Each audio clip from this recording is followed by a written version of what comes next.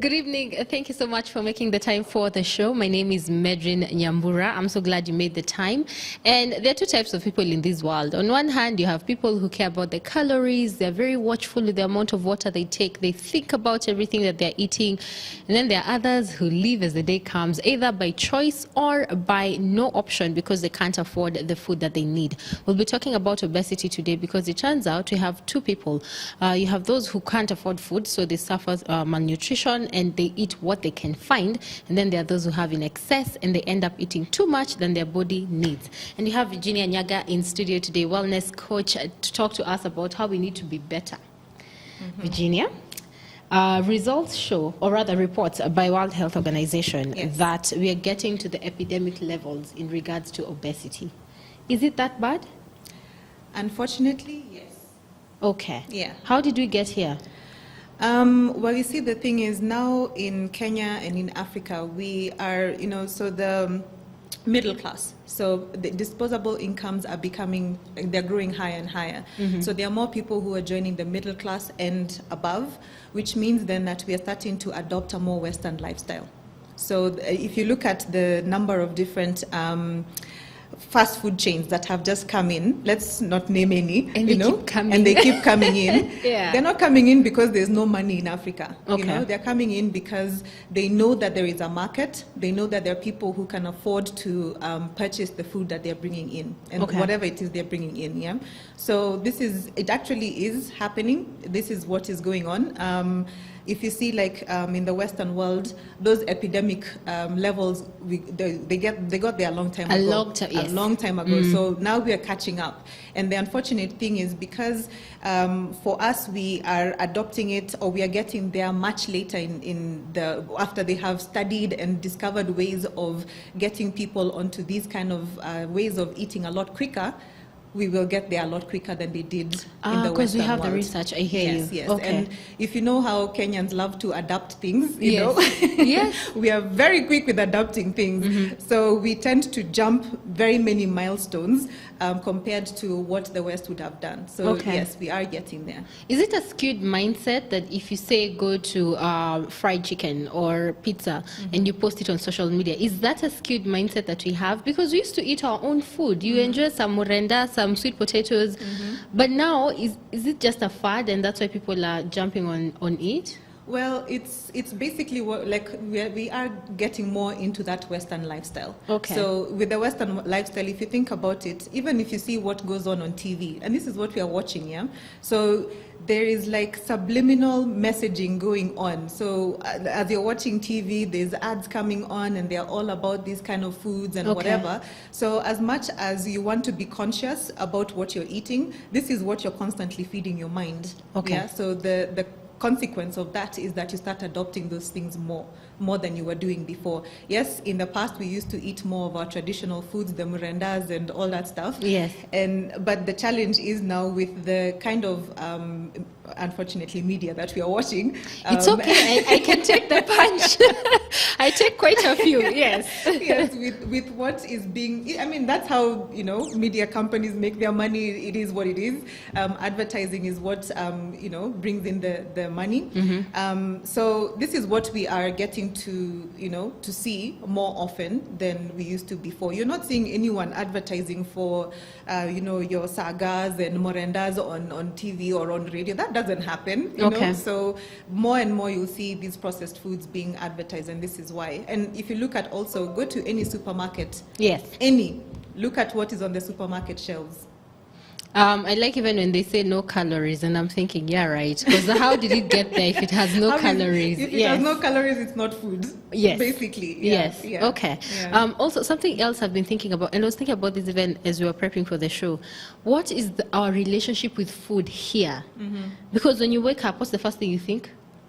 I'm hungry, or I need a glass of water, or right? Yes. The first thing we think is food. Oh, yes. Why is it that now what we think of is the food that's probably not good for our bodies? Why is that happening? Constant subliminal messaging.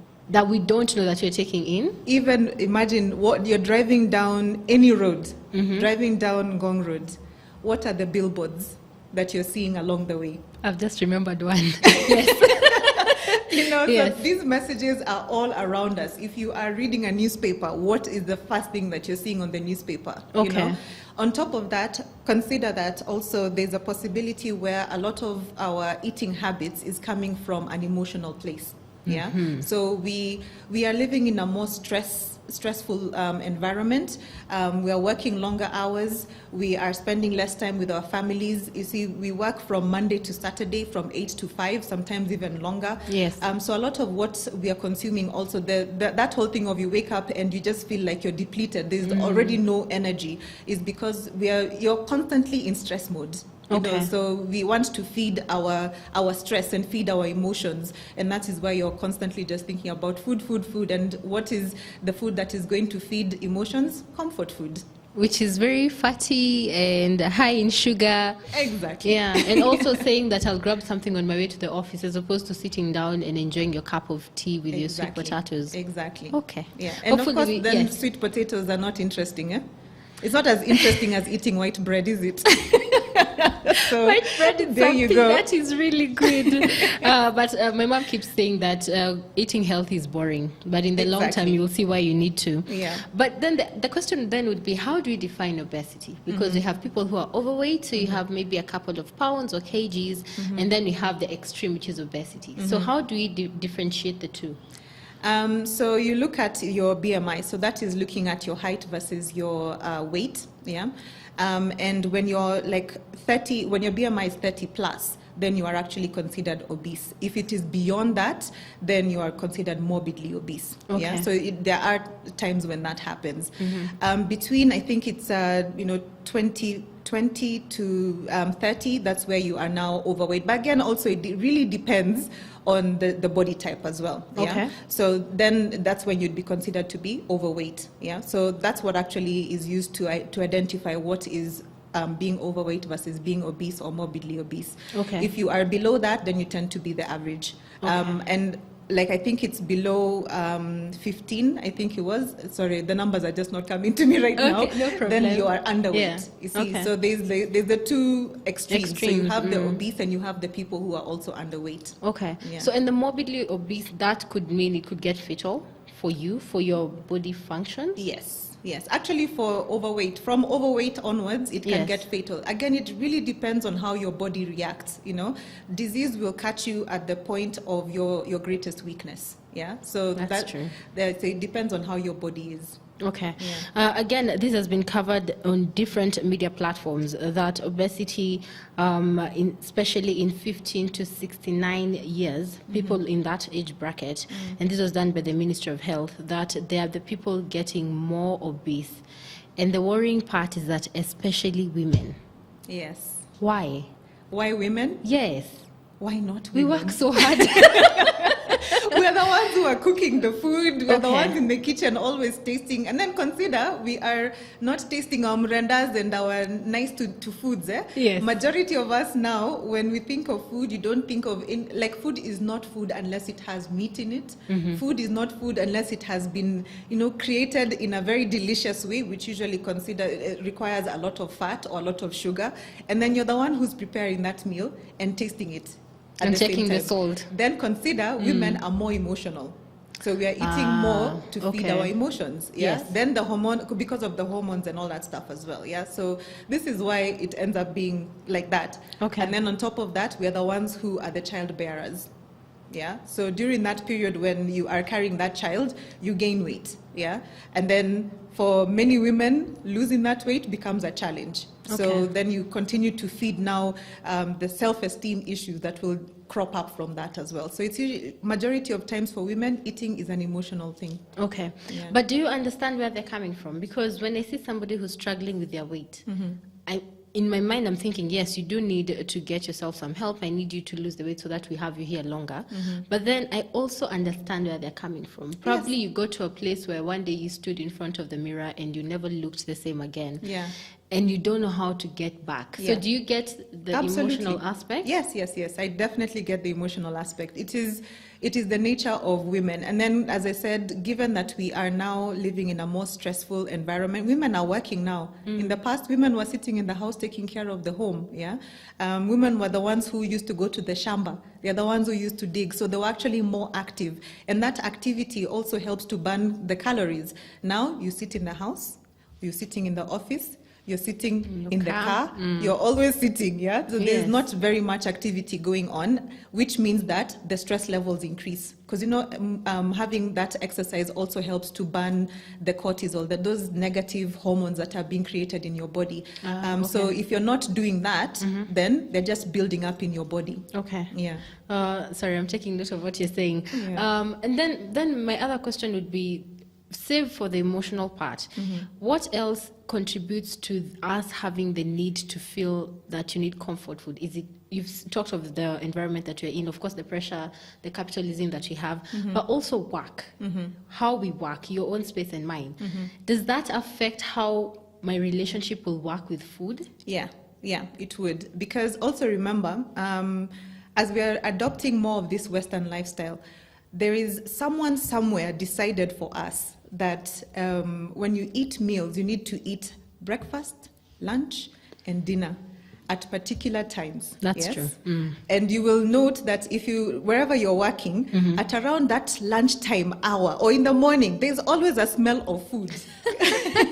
So you're getting programmed that at 9 a.m., at 11 a.m., at 1 p.m. or maybe even 12:30ish, at 4 p.m. So all these times are times that you're supposed to be eating because there's a constant aroma of food that is flowing through your office. Either the lady who brings the food shows up or someone starts warming their food. So it just triggers that hunger all of a sudden. Like you could have just eaten 2 hours ago and you're like, oh man, how come I'm so hungry? But it's because you're smelling food. Normally you would eat every 4 hours, but then now with these constant breaks, and then on top of that, because we are also sitting at desks, majority of times we like to snack. Let me tell you, there's somebody I sit next to. I will not embarrass them. They have the best mandazis ever. Okay. And also, does that also explain how you watch a movie and the character begins to eat and you're thinking, where is my food? Where is everybody eating? Is that also psychological? Yes, absolutely. Like, watch any kind of movie. Actually, I remember one time back in the day, I used to watch Mad Men. Yes. I know Mad Men has a good one. Yes. It gets to a point where you're like, I want to do that, Yes. But you're realizing, if I even start down that road, that's it. I'm finished, So, what you're watching, that, as I said, it's subliminal messaging. It's conditioning. Yeah. So when you start seeing someone doing something repetitively and over and over and over again, if you look at the movies we are watching, majority of times there's always some time when people are eating. Especially like when you have those movies where you have soul food and then there's like a whole table of food and things like that. There you go. Okay. Yes. I hear that. I need to watch The Passion of Christ only moving forward. We'll continue this discussion, but first I need you to send me any questions that you have to 20316 0786 316 316. I know obesity is a tough topic, but I refuse to wallow in that. We'll find a solution together, but first we listen to music. Riga and Noel Nderito, two young men who do fantastic work with their ministries, and the song is I'ma Do Me. That is so hip. I feel so millennial right now. Okay, it means I'm going to do me, which means I'm going to do my own thing. And that's what you're doing today. I know there's so many people who struggle with obesity and being overweight, and we're trying to find a solution for you, as opposed to one blanket solution to very different problems. There's somebody saying, where are we? Yes, there we go. Hi, I'm Angie. Kindly ask Virginia, what does being under mean? Because my BMI is 18.2, so maybe you can clarify for her and somebody else who might be wondering. Her BMI, is she healthy or not? Okay. So actually, just to clarify on the numbers as well. So 30 plus is obese. There's a point where it becomes morbidly obese. I think it's like at 45 or something. Okay. Then between 18.5 and 24.9 or 0.5 is normal. Okay. So she's 18.2. 2. Yes. She's slightly underweight. Yeah, just but slightly, it's very slightly. It's not anything to panic about. Okay. Yeah. Okay. So that has been answered. Hi, Family TV. Please say hi to the coach. Somebody's saying hi.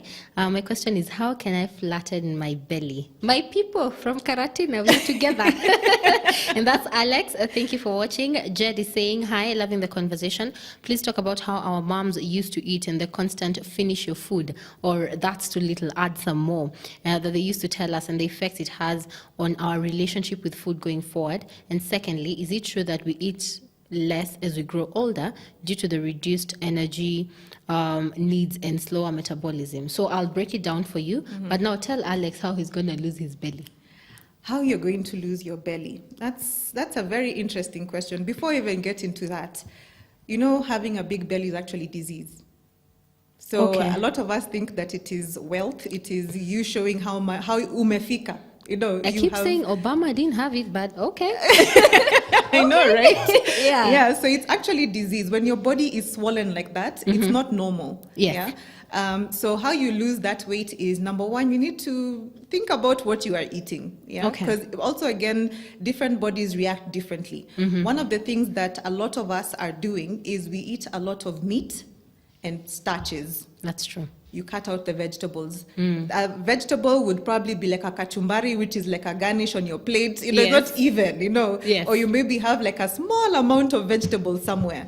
That's not how you eat if you want to reduce your belly. Because also, excessive consumption of meat creates inflammation in your body. You're the third person to say that on this show. Because The it is what it is. Yeah, the red meat. There's a lady who said red meat, people, red meat. It's all meat. Okay. Not just It red doesn't meat. matter? It's all meat. Chicken? All meat. And if I went into that now, we would be here for another whole session. Okay, you'll So come again. We'll come back to that. You tell us about the meat. Also, I was telling you earlier that one of our producers, Sarah Otieno, amazing woman, she went out and spoke to a couple of people who are having lunch. Wa Kenya, this is what you said. To many Kenyans, and especially those belonging to the middle and lower classes, having a balanced meal is luxurious and costly. At Klabu area in Nairobi, hundreds of people gather every lunch hour to grab a meal before they embark back to their afternoon businesses. As they sit down on the makeshift hotels to order for a plate, very few remember to consider asking for a healthy and balanced meal. Today I've been having some rice, beans and dengu. Yeah, that's for lunch. Tunakula ugali, matumbo na skuma. Chapati, 2 chapatis and smoky and kachumbari. I've eaten chapo, dengu and skuma wiki and juice. I'm still drinking juice. To many people in this area, the type of food they eat highly depend on their budget and not the nutrition value to their bodies. Deka leo ukiona like utakuwa active sana, utaprefer kula kitu yenye itakupatia something like concrete. Ukafeel something kwa tumbo. Sasa kama ugali, unaona? Lakini ingekuwa a free day, you don't have anything to do. Ungekula kitu simple kama juo na smoky na chapo hivi. I think it's a balanced diet. Most times I do eat a balanced diet like for supper.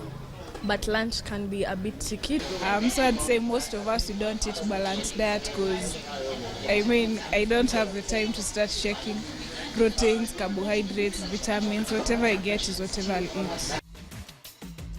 People who eat fruits and vegetables as part of an overall healthy diet are likely to have a reduced risk of some chronic diseases. Fruits provide nutrients vital for health and maintenance of the body. I normally try to balance. When after eating, I go pass by, eat some fruits on my way to class or to my room. When I'm at home, I think every night because, my mom works at the hospital, so she's made it like it's a must do.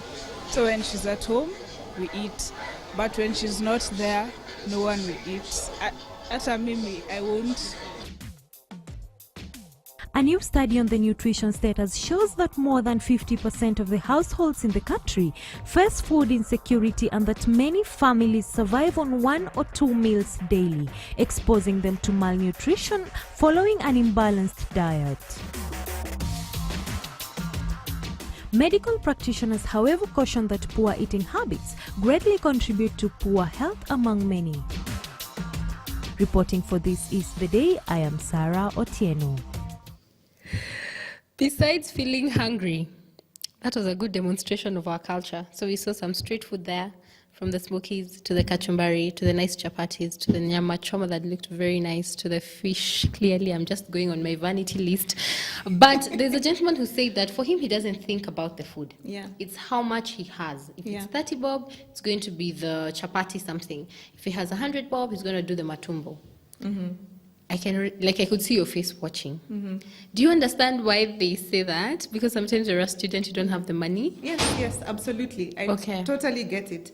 Let me just start here first of all, yeah? So I am a bit more skewed away from meat products because I'm a vegan. Yes. Yeah? So I don't eat any meat or any animal products. So I totally understand the whole cost issue, yeah? I'll tell you this, I will buy my beans and my vegetables and all that stuff.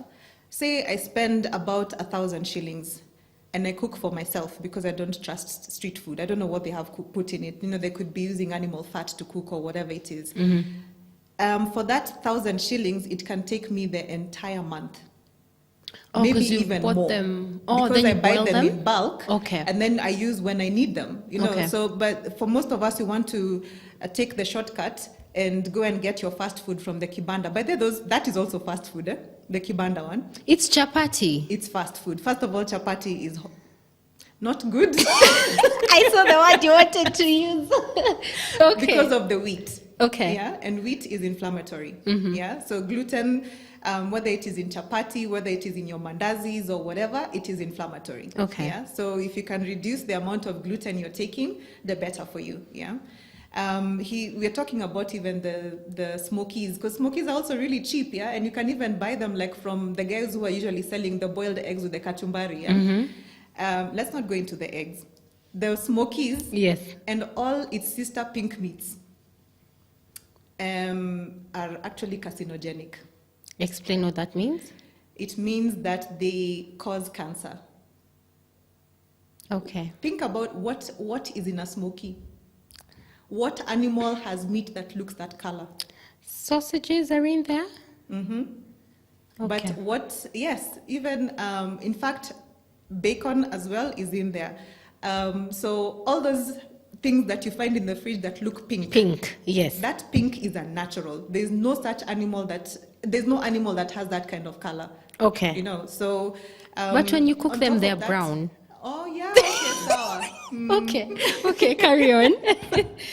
No, but like the stuff that goes into those pink meats is not supposed to be for human consumption. Okay. Yeah, so this is why they are becoming, they're that dangerous. How bacon is actually processed, the chemicals that are used to make it bacon are also carcinogenic, so they cause cancer. Yeah. So when you see the cancer rates are increasing significantly now, it's because of what we are eating.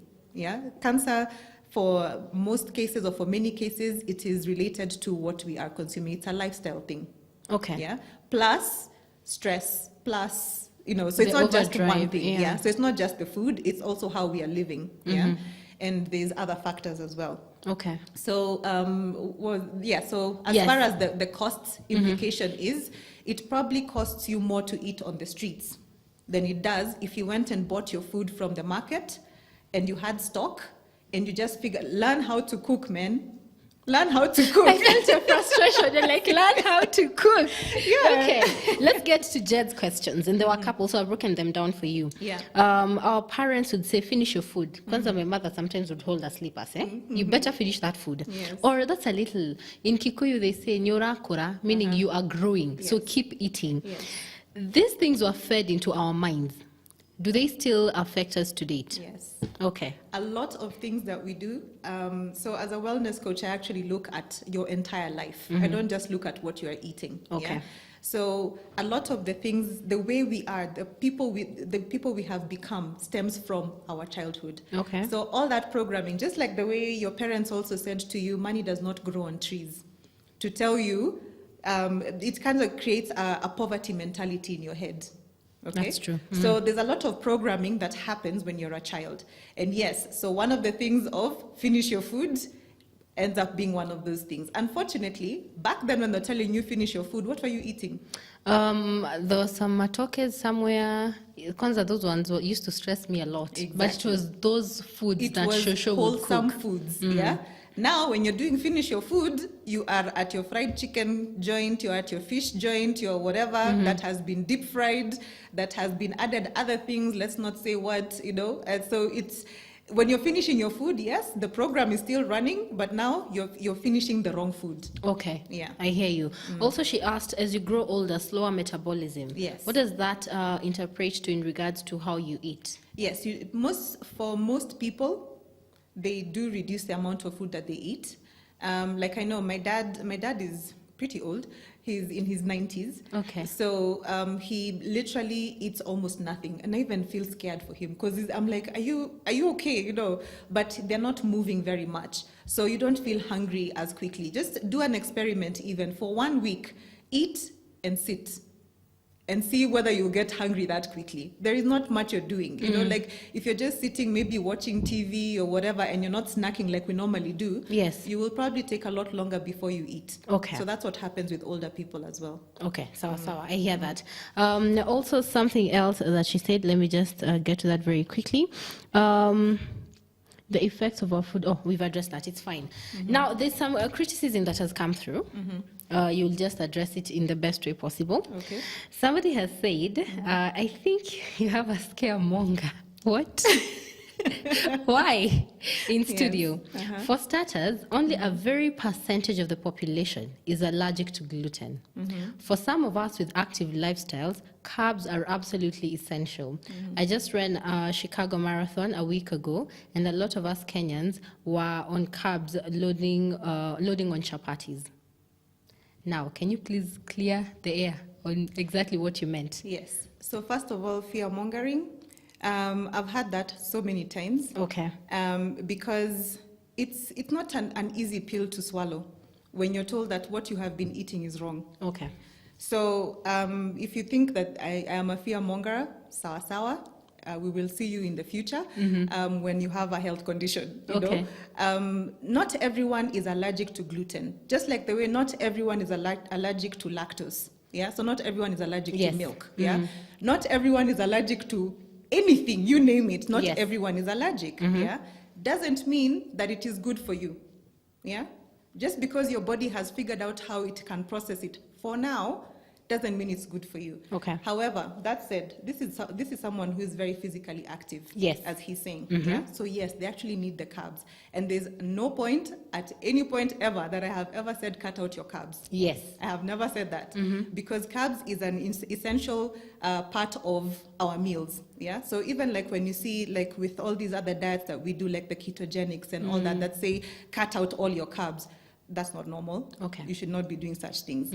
So I'm saying still eat a balanced diet, but make sure that whatever it is you're eating is not going to adversely affect you. If you have a very healthy, active lifestyle, go ahead, eat all the carbs you want because you're going to burn them. Anyway, you see? yeah. But if you are someone who sits at an office the entire day and you're eating 2, 3, 4, 5 chapatis, come on, really? Like, then you will start saying, how come my waistline is growing outwards? Yes. How come my wardrobe is eating my clothes? Yes. You know, they're getting smaller and smaller. You know? I hear you. So it's really about what kind of lifestyle you live. I'm not saying that it is a one-size-fits-all. There's never been a one-size-fits-all. That's why I don't believe in diets. Okay. Because you can't come and tell me that this one diet is going to meet everybody's needs. Okay. You know, so it's more about eating for who you are, the kind of lifestyle you live, the kind of, if you're an athlete, go ahead, do as many carbs as you want. Yeah, I'm thinking even the men who play rugby, even they need a lot of protein and carbs. Yes, Yeah. exactly. Again, let me just clarify. She said it doesn't mean you don't eat. You actually talked about the pink meats and all that. Yes. But yes, let's move on along. Also, I also feel for parents. You put your child in the school bus, you drop them off in school, you probably packed some nice vegetables or a good snack. There are schools that will even say we don't want packaged snacks, we want the wholesome ones. Yes. But then I've dropped them off in school. I don't know who their friends are. Yes. I don't know what they're biting on. How can they have some sort of control, because they can't have all the control on what their kids put in their mouths? So remember, like what we were saying about the programming that happens when you're a child and your parents say, finish all the food on your plate, or you need to eat some more, you're a growing child. How about you start implanting some programs that will say something like, eat more vegetables. When you see crisps, maybe have one or two. Don't stop your kids from touching those things completely. Don't tell them no. Don't tell them no, because the moment, like it's human nature, the moment you tell someone no, they want to rebel, you know? So I've actually seen parents who have brought up kids who, like, if I went and offered them like a chapati, they'll tell me, I can't eat that, it has wheat. And she's 6 years old, you know, or I can't eat that, it has whatever, I don't eat meat, you know, or whatever it is. So the child has already been educated around what is good for them. Because, you know, like now a lot of children are, they have more allergies, yeah? Yes. There's a lot of kids who have peanut allergies and other nut allergies and that kind of thing. This is also related to the environment that we're brought up in and stuff, yeah? So educate your children on what they should or should not eat, especially like if your kid has like an allergic reaction. That is when you really, really need to educate your child. Especially the peanuts. Yes, because that could actually, and again, given that, especially with these processed foods, you'll find that on the packaging it says it has been processed in a place where they also process nuts or eggs or whatever. So if your child does not has not got that education of be careful about what you're eating, they could go and eat a crisp, not realizing that the same factory also does peanuts, so there could be peanut residue on the crisps, and then your child gets a nightmare. Yeah, an allergic reaction. I hear you. A lot of feedback coming through. What's the best way to gain muscle mass as opposed to accumulating fat? Eat, exercise. Okay. Yeah. That's it? Mostly do protein, but do good protein. Don't load up on meat, because meat also has fat. So that also makes you more fat than lean. Okay. And also it causes inflammation, as has been said before. Okay. So if you want to build mass, you need to work out. So vegetable protein is mostly advised? Would be preferable. Okay, sawa. Rose is asking, Rose is saying, loving the conversation. Please comment on having a food journal. That is actually a really great idea. Why? Because for many of us, like when I've worked with my clients, I have this program called the Weight Transformation Challenge, and it runs usually at the beginning of the year. And when I ask my clients, what do you eat? They usually tell me, I eat, there's no like direct answer. Okay. The moment they do a food journal for 2 weeks, they realize where their weight is coming from. Okay. Because majority of time, like you'll have like a mandazi because someone just passed by with a tray of mandazis. Like you didn't count that. Yeah, you didn't count that one. But now when you're doing the food journal, you're counting every single thing that you are eating, or you're noting, not counting, you're noting what you're eating. You'll get to realize what exactly it is that you're consuming. Majority of us are eating unconsciously. Okay. Yeah. Okay. Also, somebody else, you've stressed somebody about the chapatis. They're saying, I like chapatis. Does it matter if they're brown chapatis? No. No? Atta? It's all wheat. Nothing? Okay, sawa. But there's other ways of making chapatis. There's other things that you can use. I like when I do there are many people, I've had this challenge like with all my clients. They're like, but chapatis. Yes. So we've come up with other things, other ways of making gluten-free chapatis. Yeah. So they're still tasty, they're still nice. I've made chapatis with gram flour. Yes. Yeah, so you can do something like that. You can even make pancakes with gram flour, so gram flour is the dengu flour. Okay. Yeah? So there's many other options that you can use to make chapatis other than wheat. Okay. Yeah, so don't stress. And once in a while is not a bad thing. It's just majority of us, lunch, dinner. And then they tell you 4 snacks or 3 snacks or something like that. Yeah. But then let's tutoke to middle class kidogo, tukuje kwa huyu mtu wa kila siku, who probably makes 100 bob a day, and they have a family. What do we tell them about food? Because if I'm a mom and I have, say, 4 children, I have 100 bob. If I buy skuma wiki worth 10 bob and I get some smokies, like for them it's the need more than the value of what they're eating. Yeah. What do they do? To be very honest, as far as I know, because me, I don't shop in middle class places. You know, I go to the markets. Okay. I go to Kangemi Market. I go to Wakulima Market. That's where I do my shopping. If You you're know buying, where Wakulima is?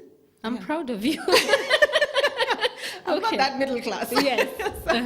So, and I know what food costs in those places. It is not expensive. If you want to feed your family with 100 shillings, it's very possible to do with vegetables. Okay. The moment you bring in your smokies and you actually increase the cost of your food. Okay. And on top of that, that food is actually not sustaining, you know, so you eat it and it goes out almost immediately. But when you're eating like a balanced vegetable meal, then it actually stays in your body a lot longer, and then you feel even healthier, and your kids grow better, you know, because they're not eating all that processed stuff.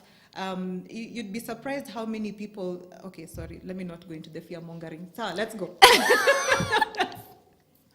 I like you. Let's go. Let's listen to Brittany Cole as you tell me exactly what you wanted to say, and then we'll come and wrap this. That's Brittany Cole with the song Gold, some empowerment music there. But I'd like to say, Virginia did not say you don't eat chapatis. In excess is what is the problem. If you're just joining us, we're talking about beating obesity because it's becoming uncontrollable, and that's according to various reports, Ministry of Health, World Health Organization, and you're live on Family TV, also live on Family Radio. And now we are going to talk about how you move from overweight, obesity, to going back to being the healthy person that you're supposed to be. So now, every time I do such a show, I worry that the person watching on the other end may start to feel bad about themselves. Well, that is not the intention. But now that you've addressed the reality of where a good number of people are, how do I move from being obese to being healthy? Because that will even do what you need to do. Yeah. How do I get there? Okay. So one of the ways that I work with my clients on is, actually there are so many different things. So one of them being, we make it so simple that anyone can do it. First of all, we really reduce the amount of meat you're eating, like a huge reduction. Yeah? Okay. Because majority of times I've had a client who walks in and tells me there is no meal I will have without meat, you know, and they come out of that program saying, what, meat? You know, because they're just like, I don't, the way they feel so good afterwards, they're just like, forget that. Okay. One of the ways we do it is to turn your meal plan upside down. Yeah. So, you know, the way normally, like in the morning you wake up and you're having your tea and bread, or your tea and even the what are they called? Sweet potatoes and guashes and all, yeah, those things, and then domas. How about you turn that whole thing upside down? Okay. What you have for dinner, you have for breakfast. Because at the beginning of the day when you're working, and I mean, again, this depends on your lifestyle. Yeah, I was going to say it depends that. on your lifestyle. So whenever your morning is, have the biggest meal then. Okay. Yeah, so you turn your meals upside down. If you're going to be having chapo and meat and whatever in the evening, have that in the morning instead. Okay. Yeah. If you want your cup of tea, give it half an hour, then you can have your cup of tea, or your coffee or whatever it is. And then in the evening, by then you'll find that by the time you get to the evening, you're not hungry. Because your body you've already fed your body what it needs. Yes. And so by the end of the day, when you're going to sleep, you don't even need that much. A lot of people will end up having like a cup of tea or just a juice or whatever it is. And which means then when you go to sleep, you're not going into storage. You've been burning all that the whole day. Okay. Yeah. So when you go into sleeping mode, you're still burning. Okay. You're not going to now, because again, remember, yeah, so you're not going to buy. No, listen, please don't filter your words. Go ahead. Okay, so this is the thing, yeah. So when you eat meat at night, you actually need to stop eating meat by like 5 p.m. Okay. Because when you eat meat at night, it takes about, on average, around 9 hours to process meat. How long are you asleep for? 7, 8 hours? If you're lucky, If 7. you're lucky, if you're lucky, yeah. Majority of times, most people will be eating at 10 p.m. and they'll be up by 5. Yes. Yeah. So you've given your body 5 hours to process the meat that you've just eaten. It hasn't even finished digesting. Okay. You wake up, you're feeling lethargic, you're feeling tired. That's the reason why your body never went into rest phase. It has been in work mode the whole time you've been sleeping. That explains Christmas. There you go. Yes. Yeah. So one of the ways, so I said, turn your meal plan upside down. Second thing, you can do intermittent fasting. So intermittent fasting is where you basically eat for about 8 hours and then you fast for the rest of the time. So you're not eating anything. You drink water, that's fine, but you don't eat physical, like solid food. Yeah. If you want to even have, actually, it's preferable you don't even do juices. And when I say juices, I don't mean the stuff you get from packets. I mean like the freshly squeezed juices. Yeah, and I'm not talking about fruit either. I'm talking about vegetable juices, because fruit also has a lot of fructose, which is sugar. The sugar. Yeah. So if you're having vegetable juices, then fine. You can also have. Can you mix them, fruit and vegetables? Does it help if you mix them? You can when you're starting off with juices, but as your palate starts adjusting to the taste, remove the fruit. Yeah. Okay. Yeah. If you want to sweeten it, maybe sweeten with something like sugarcane juice. Yeah. Because then mixing vegetables and fruits is not necessarily a good thing, because they digest in different ways. Okay. Yeah. I hear you. Yeah. Hey, Jesus. Don't worry, we are together in the stress mode. And the other thing is actually, so one of the other things I do with a lot of my clients is at the beginning, before we start any weight loss program or weight loss journey, you first go through a fast for at least 3 days. Yeah. Why? Because, and juice fast, not like 100% no food, nothing. Yeah. On a juice fast, because when your body when you're obese, your body has developed like some kind of walls. Yeah, that it is using to protect itself, because the amount of junk that you're throwing at it, it needs to figure out what it's supposed to do with that junk. Yeah? So when you do a juice fast, first of all, you give your body time to stop digesting, because most people who are obese are constantly eating. So it gives the body time to first stop, recalibrate. Remove, put the walls down, and then now it even also helps to start washing out some of the calcified stuff that's in your bloodstream, in your digestive gut, and all that stuff. Yeah. So when we do the juice fast, it kind of helps to remove the maximum toxins, because you have so many toxins, your body seriously like puts its guard up. Yeah. Dan has asked a question: sugar and weight, what's the relation? Which sugar?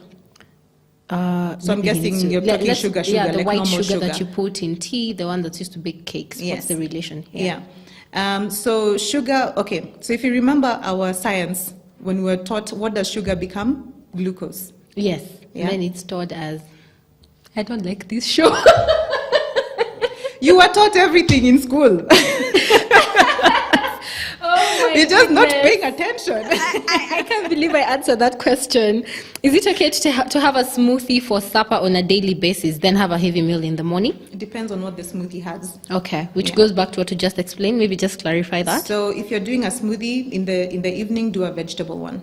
Use mostly plant-based stuff. No sugar, no yogurts, no fruits. Just do mostly vegetables and and maybe some nuts, that kind of thing. Vanessa is saying she's loving the show. She's heard a lot about plant-based diets, weight, and health. And then she's talking about being vegan. We have a whole show on this one. It's on YouTube. I promise. If you look for it, it's somewhere in there. We talked about the vegan diet and how you can go about it. So you're almost out of time. But then now let's speak on the emotional part for the person who's struggling with obesity. You might lose the calories, you might lose the waistline. But how do you make sure you're healed enough that way this becomes a lifestyle, not just a quick fix? It's not just a thing you're doing right now. Yes. You need to deal with the emotions. You need to deal with what is driving the emotion. Don't deal with the emotion itself, but what is driving it. Because for a lot of us, we tend to look at the symptoms. We're not looking at the cause. So even with our way we treat stuff, with our medical system, we treat symptoms. We don't treat the cause. So go deep down. Sometimes some of these emotions have come from your childhood. Look at what is that keeps triggering you to behave the way you're behaving, to have the emotions that you're having. So yes, if you're going to be dealing with, if you're dealing with obesity and it's emotionally driven, deal with what is causing the emotion. 60 seconds. I know my director is like, cut, 60 seconds. Hormones. How are hormones related to weight? You touched on it a bit, but they're asking, can obesity be caused by hormones? Yes, it can. How does that happen? So depending on what hormone we're talking about, if it's your stress hormones like your cortisol and that kind of thing, stress tends to create those stress hormones. Those actually cause obesity because your body goes into fight or flight mode. Yeah? Okay. So that's one of the things. But for women, especially who are taking contraceptive pills and whatever, I think we all know how that goes. The weight gain is automatic because you are altering your body. The hormones. Okay. You're altering the hormones in your body. The moment you do that, the moment your body goes off balance, things start going to go off balance, and that is why it's there on the fine print. You may gain weight. Yes, the one that you never read. Okay, Virginia, Yes. thank you so much. It was so Welcome. nice to have you. Of course, we're all going to have food journals and think about our lives, but thank you so much. I hope this conversation has at least started your journey on how you can get to a healthier you.